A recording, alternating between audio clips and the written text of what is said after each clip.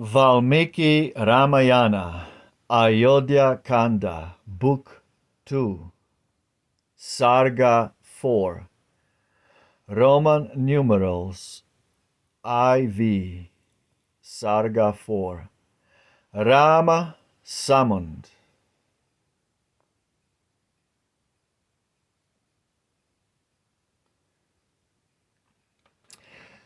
The crowd dismissed to high debate. The monarch called his peers of state, and counsel from their lips obtained. Firm in his will explained. Tomorrow, with auspicious ray, the moon in Pushya's sign will stay.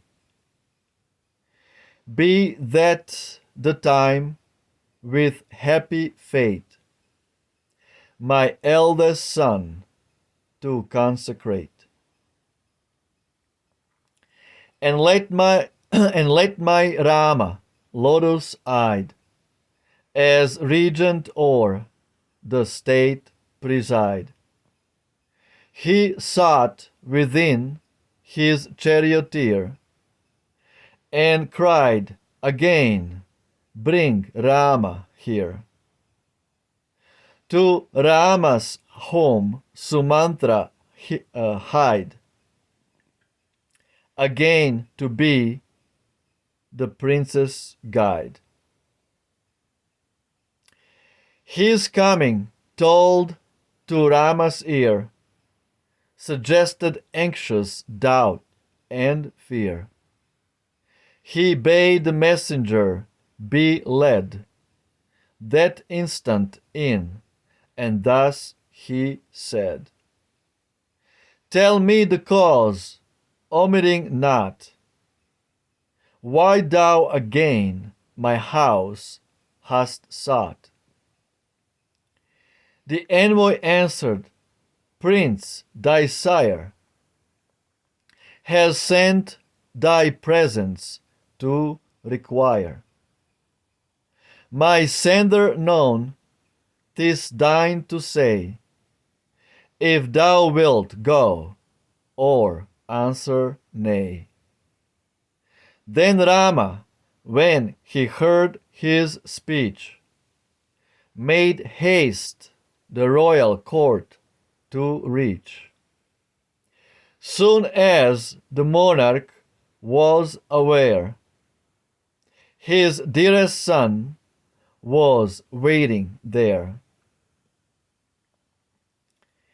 Eager the parley to begin,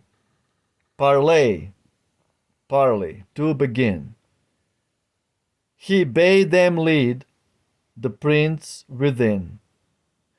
Soon as he passed the chamber door, the hero bent him to the floor, and at a distance from his seat raised his joined hands his sire to greet.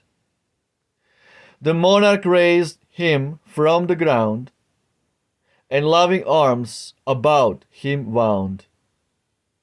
Then pointed to a seat that shone with gold for him to rest upon. Aged am I, he said, and worn. In life's best joys my share have borne. Rites to the gods in hundreds paid, with gifts of corn and largesse made. I yearned for sons, my life is blessed, with them and thee of sons the best. No debt to saints or Brahmans, no, nor spirits, gods, or self I owe. One duty now remains alone, to set thee on thy father's throne. Now, therefore, Rama, hear my rede, and mark my words with duteous heed. This day the people's general voice elects thee king of love and choice, and I, consenting to the prayer, will make thee darling regent heir. Dread visions each returning night with evil omens scare my sight.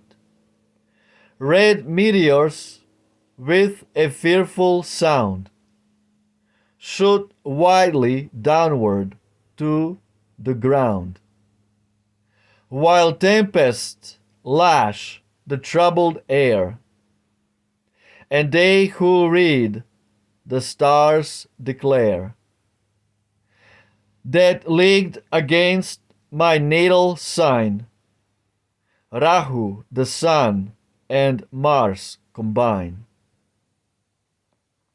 When portents dire as these appear, a monarch's death or woe is near, then while my senses yet are spared, and thought and will are unimpaired, be thou, my son, anointed king. Man's fancy is a fickle thing. Today the moon, in order due, entered the sign Punarvasu.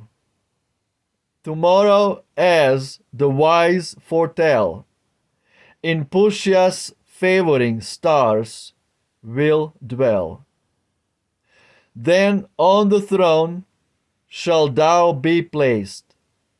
My soul prophetic counsels haste. Thee, O my son, tomorrow I, as regent heir, will sanctify. So till the coming night he passed, do thou and Sita strictly fast. From worldly thoughts thy soul refrain, and couched on holy grass remain. And let thy trusted lords attend in careful watch upon their friend. For unexpected check and bar our weightiest counsels often mar. While Bharat too is far away, making with royal kin his stay, I deem the fittest time of all thee chosen regent to install.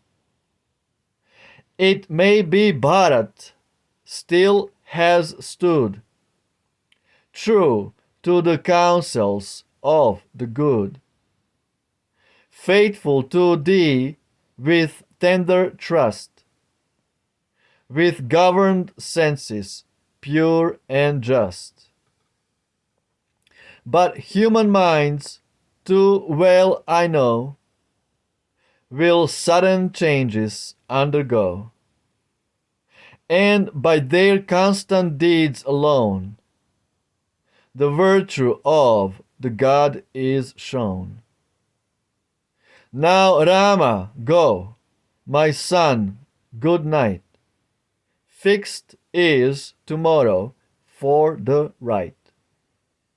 Then Rama paid the reverence due, and quickly to his home withdrew. He passed within, nor lingered there, but sought his mother's mansion, where the dame in linen robes arrayed devoutly in the chapel prayed. To Fortune's queen with utterance checked, that she her Rama would protect. There was Sumitra too, and there was Lakshman, led by loving care. And when the royal choice they knew, Sita in haste was summoned too. Absorbed with half-shut eyes, the queen, attended by the three, was seen. She knew that Pushya's lucky hour would rise her son to royal power. So fixed with bated breath each thought on God supreme by all men sought. To her, as thus she knelt and prayed, Rama drew near, due reverence paid. And then to swell his mother's joy, thus spoke her own beloved boy. O mother dear, my sire's decree entrusts the people's will to me. Tomorrow I, for so his will, anointed king, the throne shall fill. The few last hours till night shall end, Sita with me must fasting spend. For so my father has decreed, and holy priests with him agreed. What vows soever thou mayest deem, my consecration's eve beseem. Do thou, sweet mother, for my sake, and for beloved Sita's make. When the glad news Kaushalya heard, so long desired, so long deferred, while tears of joy her utterance broke, in answer to her son she spoke. Long be thy life, my darling, now thy prostrate foes before thee bow. Live long, and with thy bright success, my friends and dear Sumitras bless. Surely the stars were wondrous fair, when thee, sweet son, thy mother bare. That thy good gifts such love inspire, and win the favor of thy sire.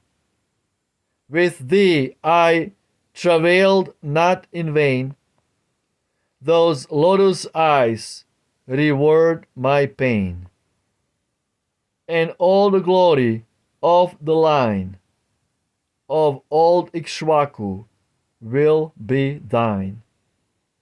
He smiled, and on his brother gazed, who sate with reverent hands upraised, and said, My brother, thou must be joint ruler of this land with me.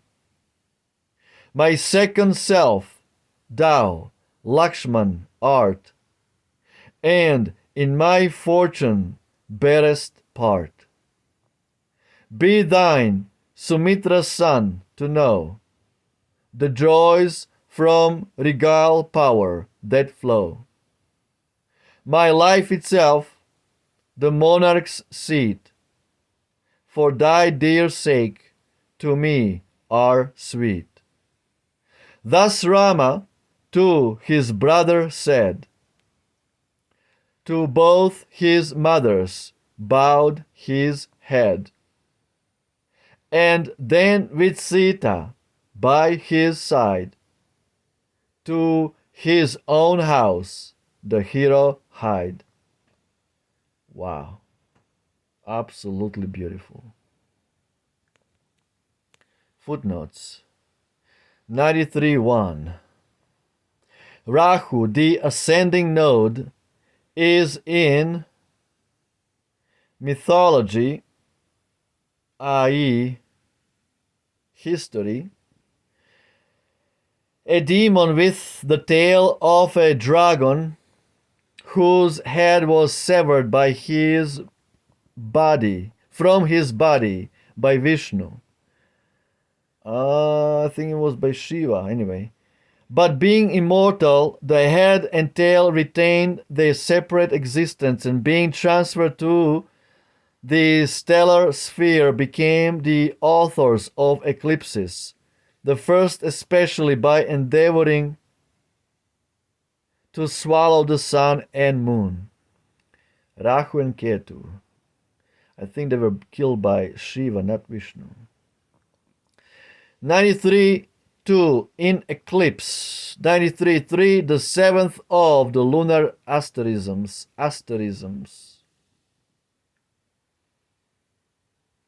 Anyway, mind-blowing.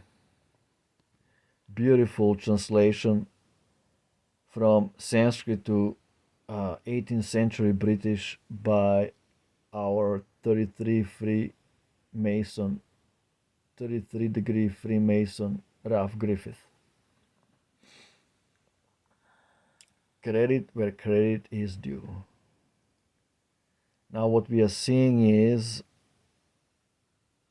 Rama is now going to fast the whole night with Sita together, so they will be ready for tomorrow's coronation. Everybody rejoiced by hearing this good news, and Kaushalya, the mother of Rama, she was very happy to find out all this. Lakshman, Rama's younger brother, he is going to be a co-king, ruling the world along with Rama. Rama calls Lakshman his second self.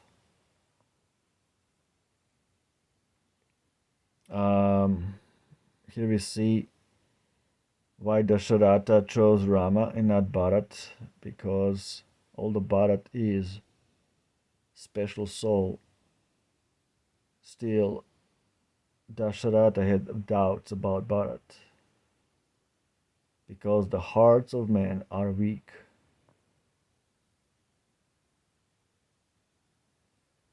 Just amazing, beautiful poetic British. Ramayana ki jai. Very much astronomy and astrology had to do with so many things in ancient past.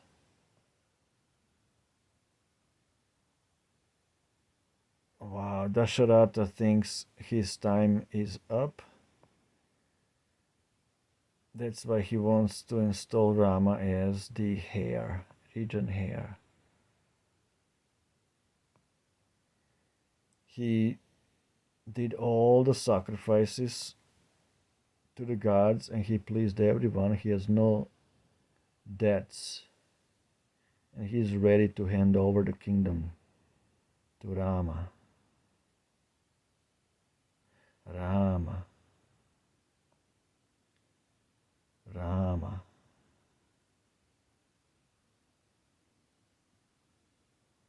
Wow. Sumantra went to look for Rama again. He had to take a chariot to summon Rama again. at Rama's palace. Amazing. Roma Victor. Jai Rama. Ciao.